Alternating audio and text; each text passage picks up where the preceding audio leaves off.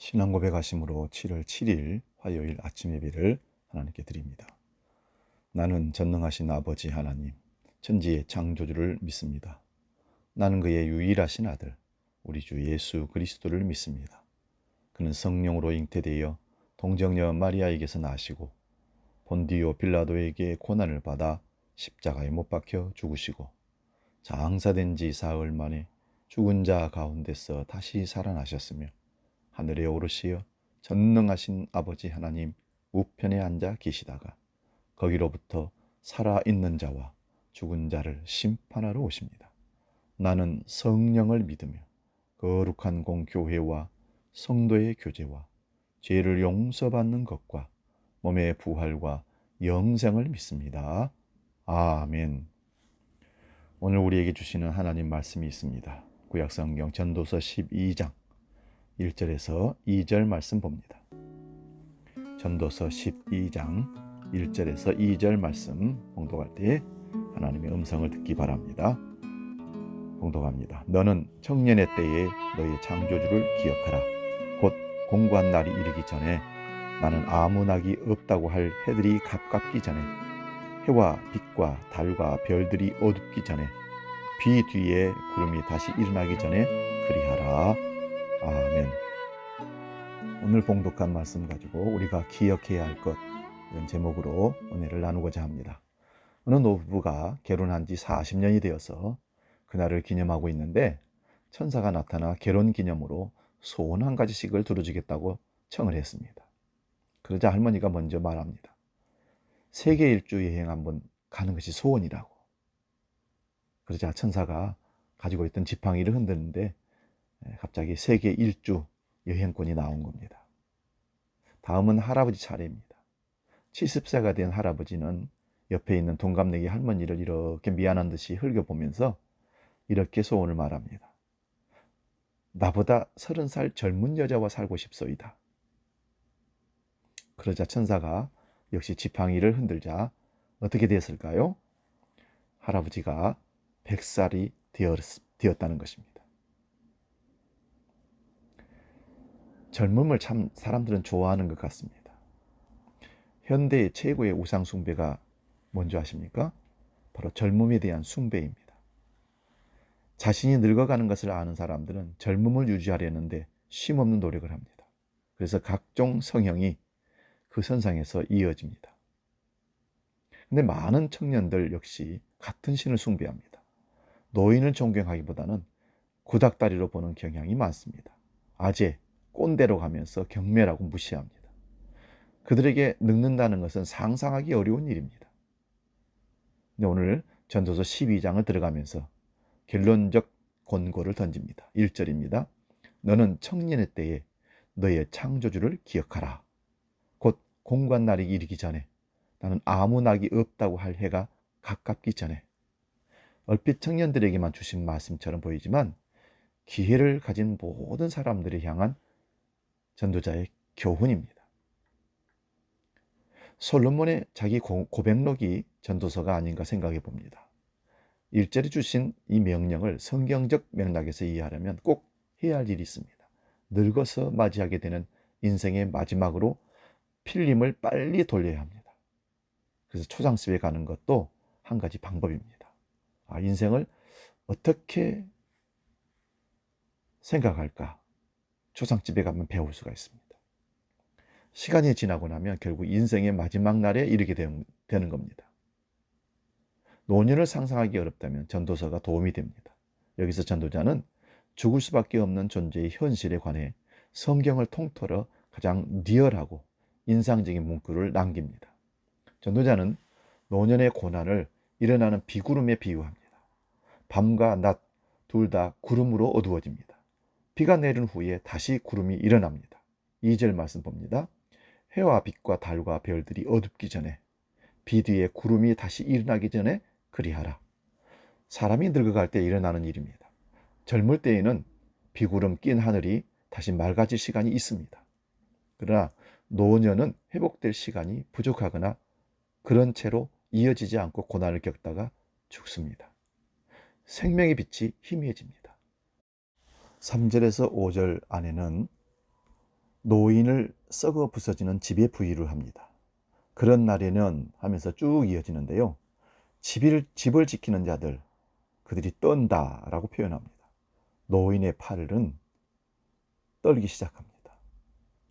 나이 들시면 손이 떨립니다.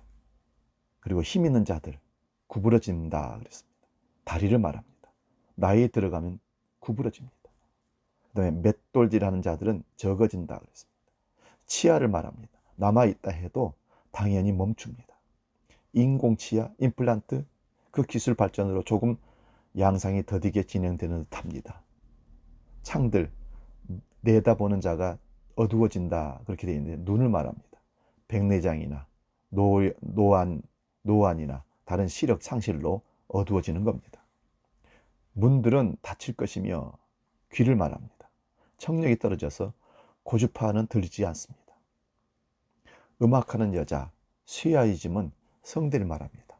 더 이상 달콤한 음악을 만들 만한 탄력 있는 음성을 가질 수가 없습니다. 가수 이미자 씨, 그 목이 천상의 가장 귀한 목이라도 늙으면 목 속에 주름져서 소리가 맑지 않습니다. 늙음은 몸의 쇠약만이 아닙니다. 사제를 보면 노인은 잠자는데도 어려움을 겪습니다. 첫 새소리에 깨고 동이 트기 전에 일어납니다. 오지레는 높은 데서 떨어지는 것, 높은 것을 두려워합니다.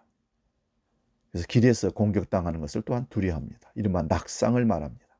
고관절 같은 큰 뼈가 부러질 수 있습니다. 그러면 결국은 수술을 했다 할지라도 연세가 드셨으면 견디지 못하고 돌아가시는 경우가 참 많습니다. 살구나무가 꽃이 필 것이라는 말이 있습니다. 살구나무가 봄에 휘어지기에 노인의 머리카락이 늙어지면서 휘어지는 것을 말합니다. 그리고 5절에 메뚜기도 짐이 된다는 말을 표현합니다. 공감이 가는 말입니다. 연세가 드시면 아무것도 드릴 수 없는 기력이 없습니다. 힘이 없습니다. 그래서 메뚜기도 짐이 된다는 말입니다. 또한 노인은 기력이 감소하여 모든 것이 다 귀찮아집니다. 인생의 마지막으로 필름을 빨리 돌려야 합니다.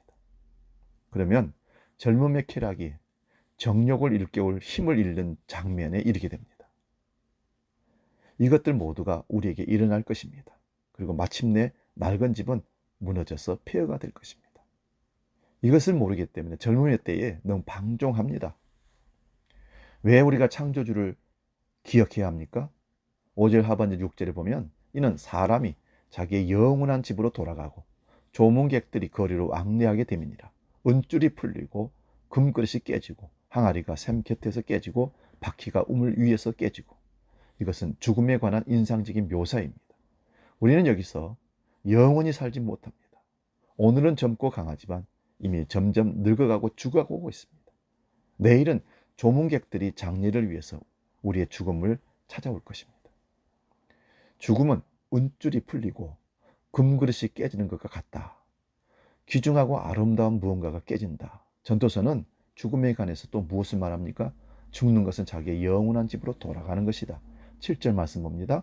흙은 여전히 땅으로 돌아가고 영은 그것을 주신 하나님께로 돌아가기 전에 기억하라. 아무리 길을 쓰고 잘 살아보려고 애를 써도 아담과 하와가 죽어서 죽음을 우리에게 물려준 것처럼 우리는 죽어서 하나님께로 돌아갈 수밖에 없습니다. 흙으로부터 왔으니 흙으로 돌아가는 것입니다. 이 사실을 아십니까? 사람의 몸을 구성하고 있는 16가지 요소들은 다 흙 속에서 발견된다고 합니다. 그건 무슨 뜻입니까? 우리 몸은 흙에서 왔다는 것입니다. 그러면 영은 어떻게 되는 겁니까? 이 몸이 부서져서 흙으로 완전히 돌아갈 때 영도 그 왔던 곳으로 하나님께로 돌아간다 합니다. 하나님께서 불어넣으셨던 생기는 다시금 하나님께 돌아갑니다. 인간은 흙과 하나님의 영이 조합되어 만들어진 작품입니다. 그렇지만 영의 도움 없으면 짐승만도 못할 수 있습니다. 전도서가 이 모든 것을 우리에게 보여주는 이유가 무엇입니까? 그것이 일어나는 일이, 때가 오늘을 살아가는 방식에 영향을 미치기 때문에 그렇습니다. 전도서는 이런 상황에 몰리기 전에 지금 우리의 창조주를 기억하라고 요청하고 있는 겁니다. 결말은 너의 창조주를 기억하라. 지금, 그 지금이라는 시간과 기회를 놓치지 말고 사용하시라는 말입니다. 전도서의 주장은 허무주의만을 말하는 게 아닙니다. 절망하고 또 절망합니다. 그런데 사실은 절망한다는 하면 희망하고 있다는 것과 같은 겁니다. 전도서가 많은 지면을 할애해서 헛된 것을 강조하는 이유는 전도서를 읽는 모든 사람들이 대안 부재로 이끌어가는 것입니다. 대안이 없는 것입니다. 세상에서 추구하는 그 모든 것들을 다 추구하고 채워보지만 역시 채워지지 않는 인간의 욕망. 그래서 역설적으로 전도자의 비관주의와 허무주의가 꼭 나쁜 것이 아닙니다. 왜냐하면 우리 마음속에서 모셔놓은 은밀한 우상들을 효과적으로 무너뜨리는 역할을 하기 때문에 물질, 쾌락, 명예, 시설물 여러 가지 우리가 추구하는 것들이 다 쓸데없구나. 결국 무너지게 되어 있다는 것을 알게 되는 것입니다. 그리고 전도서가 회의주의로 끝나는 것이 아니라 결국은 그러니까 해 아래 수고하는 모든 것이 헛되다 그랬는데 그러니까 우리가 어떻게 해야 되는가? 해 위에 하나님을 의지하라 하는 것입니다. 너희가 해 아래에서 수고하는 모든 것이 헛되다 그랬으니 이제는 그것을 알았다면 해 위에 늘 계시는 창조주 하나님을 붙잡고 기억하자는 것입니다. 우리가 창조주를 기억해야 할 이유는 그분을 나를 잘 아시기 때문입니다. 나를 만드신 주인이시기 때문에 그렇습니다. 지금 그대로 우리를 보고 계시고 지금도 어떻게 살아가는가를 잘 보시고 기억하시고 동행하고 계십니다. 영원전부터 우리에 관해서 하나님을 알고 계시고 지금도 성령을 통해서 우리를 관찰하시고 주관하시고 이끄시고 함께 하십니다. 여러분, 우리가 기억할 일들이 무엇입니까? 남에게 돈 빌려준 거 기억해야 할 것입니까? 아니면 잘 놀았던 행복했던 장소를 기억하는 것입니까? 나를 행복하게 해줄 그 어떤 것을 기억하는 것입니까? 아니지요. 해 아래서 기억하는 모든 것들은 헛되다. 해 위에 계시는 하나님, 전능자, 창조주를 기억하는 것 잊지 마십시다. 기도합니다. 하나님 아버지, 오늘도 우리가 꼭 기억해야 할 것을 놓쳐버리고 기억하지 않아도 될 것을 기억하면서 괴로워하고 그 길을 가면서 실패하고 낙마하고 넘어지는 경우가 얼마나 많은지 모릅니다. 오늘 전도서 12장은 그 모든 것이 헛되니 해 아래에서 수고하는 모든 것이 헛되다가 결론을 우리에게 말씀해 주었습니다.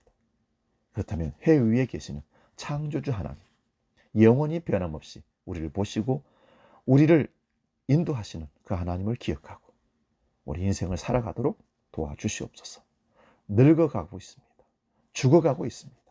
아직도 세상 것을 연연하면서 세상에서 행복을 찾고 세상 것을 기억하려고 하는 못된 잘못된 본성을 내버리게 하시고 내려놓게 하시고 하나님을 기억하는 지혜로움으로 세상을 보고 살게 하여 주시옵소서. 이제는 우리의 창조주가 되시고 우리와 늘 동행하시며 우리에게 말씀하시는 주 예수 그리스도의 은혜와 아버지의 놀라우신 사랑과 성령님의 감동, 교제, 역사 충만케 하시며 창조주를 기억하는 지혜로운 삶으로 인생을 살아 승리하기를 원하는 머리 숙인 모든 권속들 머리 위에 지금부터 영원히 함께 계시기를 간절히 축원하옵나이다. 아멘.